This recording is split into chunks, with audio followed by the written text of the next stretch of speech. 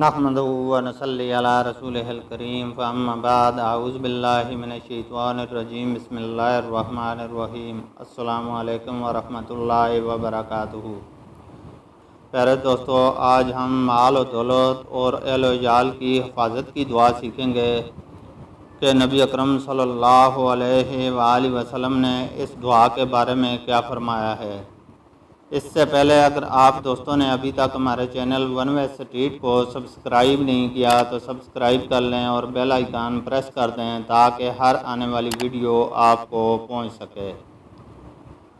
तो दोस्तों, नबी अकरम सल्लल्लाहु अलैहि वसल्लम ने फरमाया, जो शख्स अपने माल और दौलत को देखकर या अपनी औलाद अपने बच्चों को देखकर यह दुआ पढ़ लिया करेगा, वो मौत के सिवा अपने अहल व इयाल और माल में कोई आफत ना देखेगा।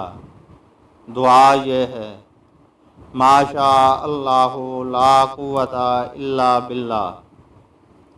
तो दोस्तों, ये छोटी सी दुआ है, इसको याद कर लें और जब भी घर में दाखिल हों तो अपने बच्चों को देखकर, अपने घर को देखकर ये दुआ ज़रूर पढ़ लिया करें। और जब भी अपना माल व असबाब देखें तो ये दुआ ज़रूर पढ़ लिया करें। इंशाअल्लाह आपके माल और दौलत और औलाद में कभी कोई मुसीबत नहीं आएगी, कभी कोई परेशानी नहीं आएगी, आफत नहीं आएगी। अल्लाह ताला से दुआ है कि वो हमें अमल करने की तौफीक अता फरमाए।